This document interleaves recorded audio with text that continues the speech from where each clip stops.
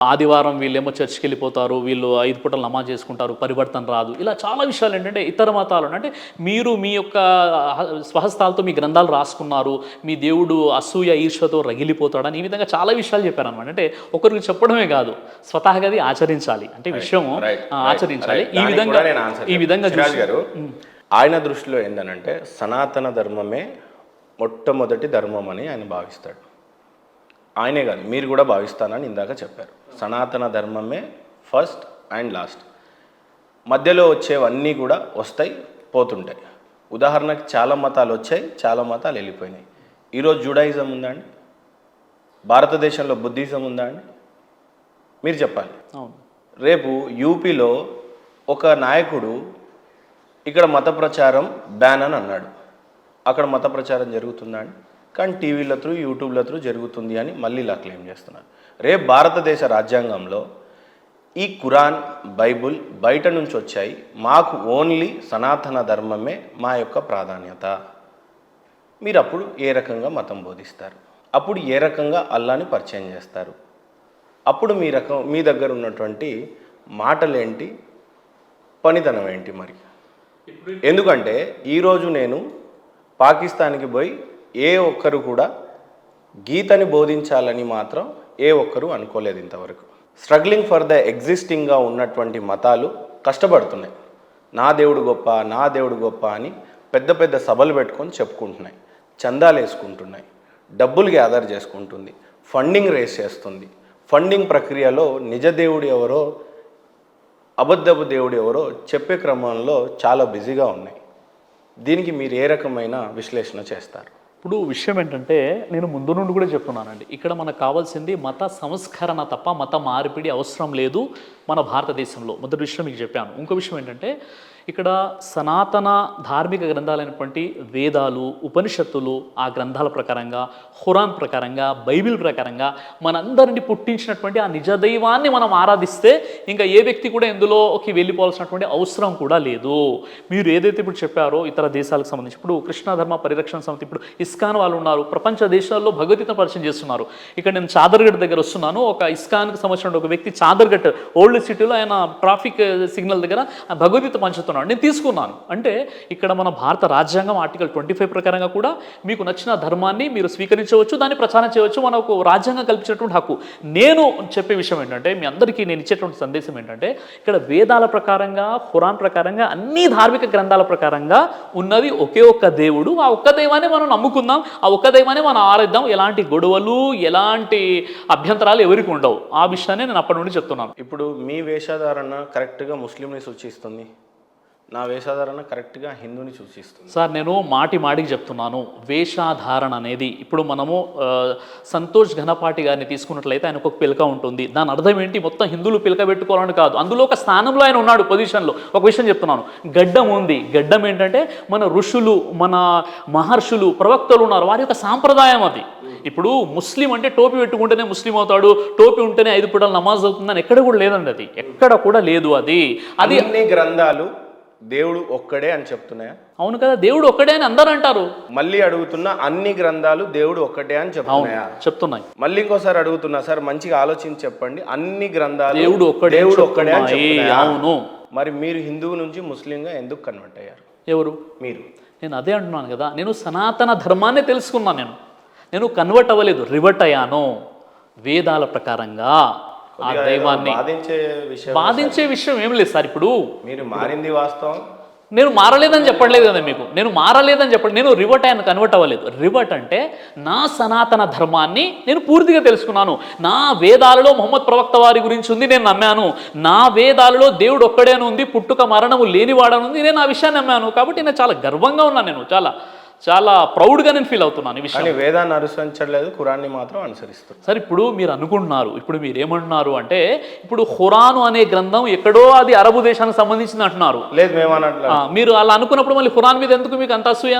అసూయ ఎక్కడ? మళ్ళీ ఎక్కడ సార్, ఎక్కడ? ఖురాన్ అనగానే మీరు వేరేగా మాట్లాడుతున్నారు.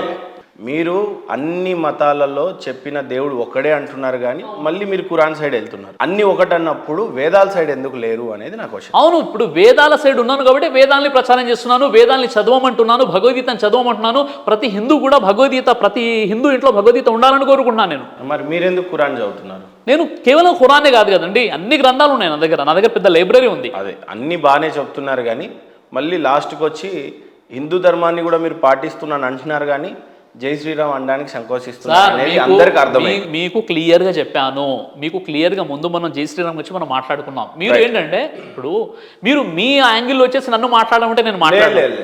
మీ ఇంటెన్షన్ చాలా క్లియర్గా అర్థమవుతుంది చూసే వాళ్ళకి. మీరు జై శ్రీరామ్ అనడానికి ఏ రకంగా సయోధ్యగా లేరు, అదేదో పాపంగా భావించారు. నేను కాదు సార్, ఒక విషయం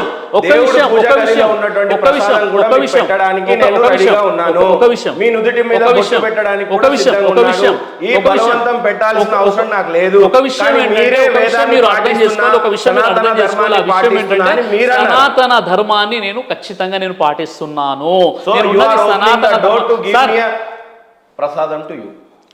మీరు తినరు, నేను బొట్టు పెడతా, మీరు పెట్టుకోరు, ఇంకెందుకు సరే. నేను ఒక విషయం ఏంటంటే ఇప్పుడు బొట్టు పెట్టుకోవడం వల్ల, ఇప్పుడు మీ బొట్టు నేను పెట్టుకొని నా తల్లో ఉన్న టోపీ మీకు పెట్టడం వల్ల ఇది హిందూ ముస్లిం భాయ్ కాదు.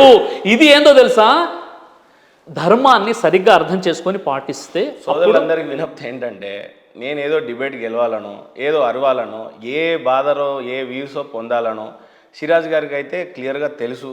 ఏ దాని గురించి కాదు. సనాతన ధర్మం మీరు పాటిస్తా అన్నారు. నేను సనాతన ధర్మాన్నే పాటిస్తున్నానండి, సనాతన ధర్మాన్నే పాటిస్తున్నాను, సనాతన ధర్మాన్నే నేను పాటిస్తున్నాను. వేదాల ప్రకారంగా దేవుడు ఒక్కడనే నమ్మాను. వేదాల ప్రకారంగా దేవుడు పుట్టడు, మరణించడు, కనిపించడం నమ్మాను. వేదాల ప్రకారంగా, పురాణాల ప్రకారంగా మొహమ్మద్ ప్రవక్త వస్తారని ఉంది, మొహమ్మద్ ప్రవక్త నమ్మాను. కాబట్టి నాకు కన్వర్ట్ అయ్యాల్సిన అవసరం లేదు, నేను రివర్ట్ అయ్యాను. రైట్. వేదాల ప్రకారంగా ప్రసాదం తినకపోతే పాపమని ఉంది. చూడండి, మీరు దేవుని దగ్గర పెట్టింది తింటాను, విగ్రహాల దగ్గర పెట్టింది తినను. చెప్తాను దానికి సంబంధించి. భగవద్గీత 9వ అధ్యాయం 27వ శ్లోకం ఉంటే తీయండి మీరు. అర్జున, నువ్వు ఏమి చేసినాను, హోమం నడిచినాను, నీవు నాకు ముందుగా అర్పింపుము. మను ధర్మశాస్త్రంలో కూడా చాలా స్పష్టంగా ఉంది. వినండి సార్, మీరు క్వశ్చన్ అడిగినప్పుడు వినాలి, మీరు క్వశ్చన్ అడిగినప్పుడు వినాలి, మీరు క్వశ్చన్ అడిగినప్పుడు వినప్పుడు ఎందుకు అడుగుతున్నారు? మీకు చెప్పే విషయం ఏంటంటే, మను ధర్మశాస్త్రంలో వేద ప్రోక్షణము చేయక ఊరకే చంపబడినటువంటి పశు మాంసాన్ని మీరు తినకూడదు అంటే ఇక్కడ దేవునికి ముందు సమర్పించండి. దేవుని దగ్గర పెట్టింది నేను తింటా అండి. మీరు ఎక్కడో ఒక చెట్టు దగ్గర లేదా బాబా దగ్గర లేదా విగ్రహం దగ్గర లేదా దర్గా దగ్గర పెట్టిన తిన, దర్గా దగ్గర ప్రసాదాలు కూడా నేను తినను. దేవుని దగ్గర, మిమ్మల్ని నేను పుట్టించిన దేవుడు ఉన్నాడు కదా, ఆ దేవుని మీ పేరు మీద ఇవ్వండి, నేను తింటాను. రైట్. మసీద్కి వెళ్ళి ఎందుకు ప్రార్థనలు చేస్తున్నారు? మసీదుకి వెళ్ళి ఎందుకు ప్రార్థన చేస్తారంటే అక్కడ దేవుడు ఎక్కడ అక్కడ దేవుడు సార్, మస్జీద్ కాదు. ఇక్కడ ఇప్పుడు నమాజ్ టైం అయిపోయింది, ఇక్కడ నేను నమాజ్ చదువుకుంటాను. నేను బండ్లో ఉన్నప్పుడు నాకు ఒకవేళ నమాజ్ చదివేటటువంటి ప్లేస్ లేనప్పుడు నేను కారులో నమాజ్ చదువుకుంటాను. 365 రోజులు ఇస్లాం సోదరుల ఇంట్లో అంతా పెట్రోల్, డీజిల్ అన్ని సేవ్ అయ్యాయి. ఇక్కడే ప్రార్థన చేసుకుంటే మీ ఇళ్లలో చేసుకునేవాళ్ళు. దానికి మసీద్ ఎందుకు, దానిపైన మైక్ ఏంటంటే ఇంత లాజిక్ ఎందుకు మాట్లాడతారు? ఇప్పుడు లాజిక్ కాదు, ఇప్పుడు ముందు లాజిక్ మాట్లాడేటప్పుడు లాజిక్ ఏంటో తెలిసి ఉండాలి. నేను చెప్పే విషయం ఏంటంటే, దేవుడు ఒక ధర్మాన్ని ఇచ్చేసి, దేవుడి దగ్గర ప్రసాదం అంటే దేవుడు ధర్మాన్ని ఈ విధంగా పాటించండి అని చెప్పుకున్నప్పుడు అక్కడ మహేందర్ లేదా బ్రదర్ సిరాజ్ యొక్క వాల్యూ ఏం లేదు. అక్కడ దేవుడు చెప్పిన విధంగా, దేవుడు చెప్పిన. ఇప్పుడు మసీదుకి ఎందుకు వెళ్తారంటే, మసీదుకు వెళ్ళడం వల్ల వాళ్ళందరూ కలిసి సమయానికి, ఇంట్లో ఏంటంటే ఏ టైం అంటే ఆ టైం, అలా కాదు, మసీద్కి వెళ్ళడం వల్ల అందరూ ఒక వరుసలో నిలబడి నమాజ్ అవుతారు. అక్కడ ధనవంతుడు అంటే కేవలం పురుషులు అని చెప్పేయండి, స్త్రీలు వెళ్ళే మసీదు కూడా ఉంది. స్త్రీలు కూడా శుక్రవారం. ఎవరు చెప్పారు మీకు? మీరు ప్రవక్త వారు చెప్పారు. వినండి సార్, వినండి. ప్రవక్త వారు చెప్పారు మీ స్త్రీలు కనుక మసీదుకు వెళ్తారంటే వాళ్ళని మీరు వదిలిపెట్టండి. ఇప్పుడు కూడా హైదరాబాద్ లో దాదాపుగా 200 మసీదులో శుక్రవారం రోజు వాళ్ళు వచ్చి నమాజ్ చదువుతారు లేడీస్. మీకు తెలియనప్పుడు 100% పెద్ద అబద్ధం సార్. ఎవరు? ఆడవాళ్ళకి. సరే, మిమ్మల్ని నేను తీసుకెళ్తాను. ఇప్పుడు ఈ సిగ్నేచర్ స్టూడియో సమక్షంలో నేను చెప్తున్నాను, మిమ్మల్ని నేను మసీదుకి శుక్రవారం, ఇప్పుడు కమింగ్ శుక్రవారం మిమ్మల్ని తీసుకెళ్తాను, మీరు రావాలి. కమింగ్ శుక్రవారం మిమ్మల్ని తీసుకెళ్తాను. అక్కడ స్త్రీలు పురుషులు ఉన్నారా లేదా మీరు చూసి వచ్చిన తర్వాత మీరు వీడియో చేయండి. ఈ ఛాలెంజ్ నేను స్వీకరిస్తున్నా. సిరాజ్ గారికి కూడా షాద్ నగర్లో నేను ఒక మసీద్కి తీసుకెళ్తా, ఒక్క లేడీ లేకపోతే మీ పరిస్థితి ఏంటో సార్ ఇప్పుడు ఒక్క మజీ ఇప్పుడు నేను షాద్నగర్లో వినండి ఓన్లీ వినండి మగవాళ్ళే మహేందర్ ఉన్నారా? గారు, ప్రజల్లో చైతన్యం రావాలండి, ముస్లింలు కూడా చైతన్యం రావాలి. ఇప్పుడు నేను నా వీడియోస్ చాలా వీడియోస్ ఉన్నాయి, ఆ వీడియోస్లో నేను ఏం చెప్పానంటే ముస్లిం సమాజంలో సంస్కరణ రావాలి, ముస్లిం సమాజంలోని మహిళల్ని మజీద్ ఎందుకు పంపిస్తారని నేను వీడియో చేస్తున్నాను. ఇప్పుడు ఓన్లీ ముస్లిం చైతన్యం కావాలా మీకు? ఇప్పుడు మళ్ళీ హిందువులు చచ్చిపోవాలా? ఎవరు క్రిస్టియన్లు చచ్చిపోవాలి? అందుకోసమే కదా అందరినీ జైనులు కలుపుకున్నాం. అందరు ఇప్పుడు ఇక్కడ సార్ ఇక్కడ హిందువులు ఏకం కావాలి, ముస్లింలు ఏకం కావాలి. నేను భారతీయులంతా ఏకం అవ్వాలి, భారతీయులంతా చైతన్యం కావాలన్నారు. ఏ విషయంలో చెప్పాను? మజీదులో స్త్రీలను పంపించే విషయంలో చైతన్యవంతులు అవ్వాలి అని చెప్పాను. అనువు స్త్రీలకి కొద్దిగా ప్రాధాన్యత తగ్గినట్టు, బాధ పెట్టినట్టుగా ఖురాన్ చెప్పినట్టుగా చాలా మంది చెప్తూ ఉంటారు. చాలా మంది చాలా రకాలుగా చెప్తుంటారు. నిజంగా ఖురాన్లో ఉందా? అందులో నేను అడుగుతాను, మీరు చెప్పండి. స్త్రీలకు బుర్కా ఎందుకు ఇచ్చారు? ఒకటి, మీకు మాత్రమే సొత్తు, పురుషుడికి మాత్రమే స్త్రీ ఒక సొత్తు, మీకు మాత్రమే అర్పించాలి, మీ అవయాలు వేరే వాళ్ళకి ఎక్స్పోజ్ చేయకూడదు, కొద్దిగా బాగుండాలి, అది చీరైనా సరే బుర్కా అయినా సరే ఏదైనా సరే. ఏకీభవిస్తారా? ఓన్లీ బుర్కా మాత్రమే ధరించాలని ఏకీభవిస్తారా? సార్ ఇప్పుడు నేను ఈ గ్రంథాలని పక్కన పెట్టేస్తే, ఇప్పుడు నా ఇంట్లో ఉన్నటువంటి నా భార్య అయినా నా చెల్లి అయినా, ఇప్పుడు ఆ చెల్లి ఏంటంటే వేరే వాళ్ళు పరాయి వాళ్ళు వేరే దృష్టితో చూడడం అయితే నేను ఇష్టపడను. ఇస్లాం ధర్మంలో బుర్ఖా అనేది ఏదైతే ఉందో పరదా పద్ధతి 33వ అధ్యాయం 59వ వచనం సూర అల్-అహ్జాబ్ అంటారనమాట. మీరు గౌరవింపబడడానికి, గుర్తింపబడడానికి మీ వక్షస్థలాలను ఓని అంచులతో కప్పుకోండి, మీ తలపై అది వేలాడ తీసుకోండి అని ఖురాన్లో ఒక ఆజ్ఞ ఉంది అనమాట. పరదా ఖురాన్లో 33వ అధ్యాయం 59. ఒకసారి చదివితే బాగుండేది. మీదేమో సార్ మీ దగ్గర పెద్ద ఇప్పుడు అందరూ పాస్టర్లు పండితులను కూర్చోబెట్టి మాట్లాడుతున్నారంటే చతుర్వేదాలు, రామాయణం, తర్వాత మీకు ఖురాన్ అన్ని ఉన్నాయి. అయితే ఆడవాళ్ళకి అయితే పరదా ఉందని అయితే అనుకో. ఖురాన్లో 33వ అధ్యాయం 59వ వచనంలో పరదా ఆజ్ఞ ఉంది. కానీ ఇప్పుడు ఏదైతే మొత్తం ఇప్పుడు బ్లాక్ బురఖాలు వేసుకొని తిరుగుతున్నారు కదా, అలాంటి బ్లాక్ కలర్ అని ఎక్కడ కూడా చెప్పబడలేదు. ఇక్కడ ఇంకో బాధ కలిగించే విషయం ఏంటంటే, మగవాడు 20 మందినైనా పెళ్లి చేసుకోవచ్చు అని ఉందా? 20 మందిని ఎవరు చేసుకుంటారు? మీకు సామర్థ్యం ఉంటే 20 మందిని పెళ్లి చేసుకోవచ్చు. తప్పు అండి అది. ఇస్లాం పై కల్పించే అభాండాలు, అపోహలు తప్ప అందులో వాస్తవం లేదు. ఎంతమందికి డైవర్స్లు ఇస్తారు? ఎంతమంది? ఖురాన్లో ఉన్న విషయం ఏంటంటే సూర నిసా 4:1 మీరు చదవండి. అందులో ఉన్న విషయం ఏంటంటే, ఒకవేళ భార్యల మధ్య న్యాయం చేయలేమనేటటువంటి భయం మీకు ఉంటే ఒక్కరే చాలు. అక్కడ చెప్పబడిన విషయం ఏంటంటే, అనాథ పిల్లలకు న్యాయం చేయలేనటువంటి పక్షంలో మీరు 2 కానీ 3 కానీ 4 వరకు ఒక లిమిటేషన్ ఉంది. అది అందరి కోసం కాదు, అది చేసుకుంటే న్యాయం చేయాలి. ఇప్పుడు ఒక విషయం నలుగురికి న్యాయం చేస్తారు. అదే ఆడపిల్ల 4 మగోళ్ళని పెళ్లి చేసుకోవచ్చు. అది ఎలా సాధ్యమవుతుంది? ఎందుకు సాధ్యం కాదు? ఎందుకు విభేదిస్తుంది? మరి ఇప్పుడు ఉదాహరణకి ధర్మం బాగుంది, మీరు మగోళ్ళు అయిపోయినారు, 4 చేసుకోవచ్చు. ఇప్పుడు ఒక విషయం చెప్తాను. దశరథ మహారాజు గారికి ఎంతమంది భార్యలు? నేను అక్కడ ఇప్పుడు ఇదెందుకు చెప్పారు మీరు? దశరథ మహారాజు గారికి ఎంతమంది భార్య మీకు తెలుసా? మీకు తెలుసా? ఆయన ఎవరు? దశరథ మహారాజు మీకు తెలియదా? ఆయన ఎవరు? నేను మిమ్మల్ని అడుగుతున్నా. శ్రీరాములు తండ్రి గారు ఎంతమంది భార్య? 3 భార్యలు. రైట్. శ్రీకృష్ణ వారికి ఎంతమంది భార్యలు? ప్రవక్త వారికి. ఇప్పుడు ఈ విషయం చెప్పిన తర్వాత అక్కడికి వెళ్దాం మనం. శ్రీకృష్ణ వారికి ఎంతమంది భార్యలు? శ్రీకృష్ణ వారికి ఎంతమంది భార్యలు? చాలా మంది ఉన్నారు. నేను చెప్పే విషయం ఏంటంటే, ఇక్కడ ఇస్లాం ఏమంటుందంటే, మీకు న్యాయం చేయలేనటువంటి పక్షంలో ఒక భార్య మీకు ఉత్తమమని ఖురాన్ ఎప్పుడో చెప్పింది. అయినప్పటికీ కూడా మీరు మానవులంతా ఒకటే అని చెప్పుకుంటూ మీరు ఆల్రెడీ వేదాలని తిరస్కరించారు కాబట్టి నేను అందుకు అడగట్లేదు, లేదంటే నిజంగానే అడుగుతా. ఇక్కడ ఆడవాళ్ళు మగవాళ్ళు సమానం కాదు మీ దేవుడి దృష్టిలో. ఆ దేవుడు ఎవరో మీరే చెప్పాలి. కానీ బట్ మీకు సమానత్వం ఎవరు చెప్పారు? ఆడవాళ్ళు మగవాళ్ళు సమానం కాదు. మరి ఆడవాళ్ళ మగవాడు 4 పెళ్లి చేసుకుంటాడు, ఆడది 4 పెళ్లి చేసుకోవచ్చు. ఒక ఆడది 4 ఇష్టం ఉన్నప్పుడు పాపం డివోర్స్ ఇస్తారు. అడకదినా ఏం కాదు. అది అపోహ. అది మీడియా కల్పించిన అపోహ. కొంతమంది అజ్ఞానులు ముస్లింలు కూడా అలా ఉన్నారు కొంతమంది. ఇప్పుడు నేను చెప్తాను బీజేపీ గవర్నమెంట్ ఇప్పుడు నేను చెప్తాను ఆర్టికల్ తీసుకొచ్చింది, తలాక్ అంటే విరుద్ధం, మీరు ఒప్పుకోవట్లేదు. ఎవరు ఒప్పుకోవట్లేదు? నేను దాన్ని సమర్థిస్తూ వీడియో చేశాను. మీకు తెలుసా? మీరు ఒప్పుకుంటున్నారా? అయ్యో, ట్రిపుల్ తలాక్ అన్న విషయం అసలు ఒకేసారి తలాక్ అని చెప్పేసి తలాక్ అవ్వదు. అలా మరి మీరు రిలీజియస్ ని ఫాలో అవ్వట్లే, మీ ఖురాన్ని ఫాలో కావట్లేదు. నేను ఫాలో అవుతున్నానా లేదా తెలియాలంటే మీకు నాలెడ్జ్ ఉండాలి. మీకు నాలెడ్జ్ లేదు. మెయిన్ విషయం చెప్పండి. ఇప్పుడు ఖురాన్లో తలాక్ అని ఒకేసారి 3 సార్లు అరిచినా 300 సార్లు అరిచినా అది ఒకే తలాక్ అవుతుందా? 3 తలాక్లు కాదు. నరేంద్ర మోదీ గారు ఏదైతే ట్రిపుల్ తలాక్ పై బ్యాన్ చేసి ఒక కొత్త చట్టాన్ని తీసుకొచ్చారో అది నిజంగా చెప్పాలంటే ఖురాన్కి అనుకూలంగా ఉన్న చట్టం, కానీ చాలా మందికి తెలియదు. అది ఇలాంటి అవేర్నెస్ నేను కల్పిస్తున్నాను. మీకు చెప్పే విషయం ఏంటంటే ఏదైనా ఒక విషయం ఇప్పుడు ముస్లింలో కొన్ని విషయాలు ఉన్నాయి అవన్నీ ఖురాన్లో లేదా ప్రవక్త వారు చెప్పారని దాని అర్థం కాదు. కొంతమంది అపోహ కూడా గురైపోయారు. రైట్, మీరు సిఏని ఎన్ఆర్సీని వ్యతిరేకిస్తారా? సార్ ఇప్పుడు సిఏ ఎన్ఆర్సీ అది ఇష్యూ మొత్తం వేరండి, అది టాపిక్ వేరు. లేదు సార్ ఈ రోజు కరెంట్ టాపిక్ అదే. ఇప్పుడు ఈ రోజు ఈ రోజు టాపిక్ చెప్తా. ఇప్పుడు అది మీరు నన్ను కన్ఫ్యూజ్ చేయకండి. 2000 సంవత్సరాల క్రితంది ఎవడు బతికాడు ఎవడు చచ్చాడు అవన్నీ ఇంపార్టెంట్ కాదు, కానీ ఈ రోజు మనం బతుకుతున్నాం కదండి. సిఏఏ ఎన్ఆర్సీ మనకి ఎందుకు వద్దు, ఎందుకు కావాలి మీరు చెప్పండి. ఏది ఇప్పుడు ఎప్పుడైతే ఎన్ఆర్సీ వచ్చిందో అక్కడ వేరే దేశంలో ఉంటున్నటువంటి అంటే 6 మతాలకు సంబంధించి వాళ్ళు బౌద్ధులు కావనండి, సిక్కులు కావండి, జైనులు కావండి, వేరే మతాలు ఎవరికైనా వారికి పౌరసత్వం ఇస్తుంది, కేవలం ఒక ముస్లింలు తప్ప అన్న ఒక విషయం వచ్చింది. కాబట్టి అప్పుడు ఆ విషయాన్ని మనం వివేదించాం తప్ప నిజంగా ఒక దేశానికి కావాల్సినటువంటి సెక్యూరిటీ భద్రత ఏదైతుందో అన్ని విషయాలు మనం సపోర్ట్ చేయాల్సిందే. రైట్, అన్ని విషయాలు సపోర్ట్ చేయాలి సార్. ఇప్పుడు మీరు సౌదీకి వెళ్ళిపోయారు, అక్కడ వీసా అయిపోతే అక్కడ ఉంటారా? పంపించేస్తారు మీరు. ఇప్పుడు అదే అవునండి. ఇప్పుడు నా దేశంలో మన భారతదేశంలో మన దేశానికి, మన చట్టానికి, మన రక్షణకు కావాల్సినటువంటి ఎన్నైతే బాధ్యతలు ఉన్నాయో, ఎన్నైతే విషయాలు వాటన్నిటి మనం ఒప్పుకోవాలి. అందులో నేను అదే అంటున్నాను. రైట్, మీకు రామాయణం అంటే ఎక్కువ ఇష్టమా, మహాభారతం అంటే ఎక్కువ? సార్ నాకు అన్ని గ్రంథాలు అంటే ఇష్టమే. రామాయణం ఇష్టమే, మహాభారతం ఇష్టమే, చతుర్వేదాలు ఇంకా ఇష్టం నాకు, భగవద్గీత నేను చదువుతాను. దానికి ఎక్కువ మీరు ఎందుకు చెప్తున్నారు సార్? అంటే ఇప్పుడు మీరు అడిగిన దానికంటే ఒకటి ఎక్కువ చెప్తే ఇంకా బాగుంటుంది. రైట్, మీకు రామాయణం అంటే ఇష్టమా, మహాభారతం అంటే ఇష్టమా? రెండు చదివారుగా మీరు. అవునండి.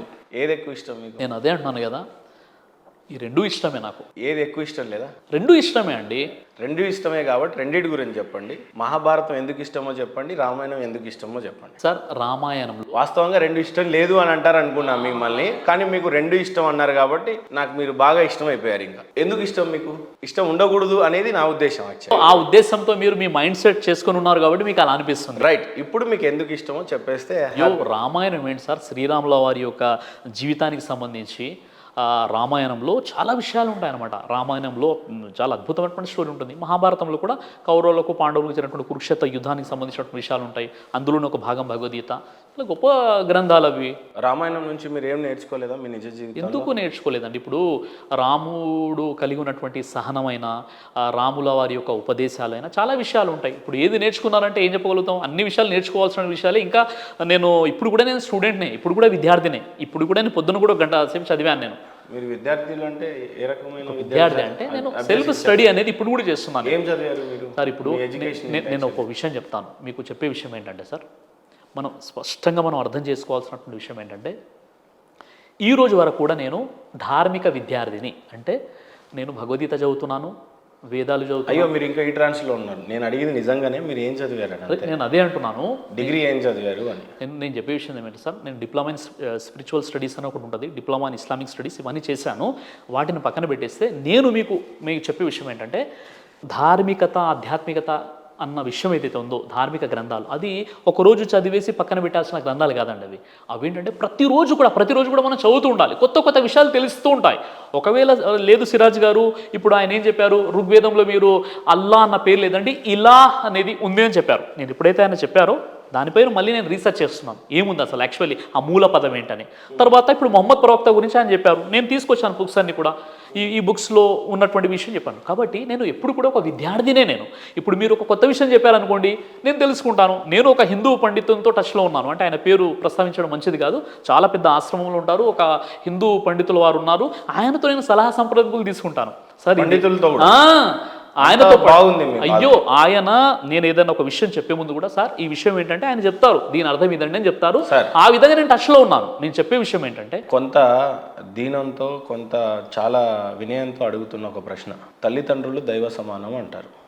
అలాంటి తల్లిదండ్రుల గురించి చెప్పాలంటే మీరు ఏం చెప్తారు? సార్, ప్రవక్త ముహమ్మద్ సల్లం చెప్పారు, తల్లి పాదాల క్రింద స్వర్గం ఉంది, తండ్రి స్వర్గానికి ద్వారం లాంటి వాడు.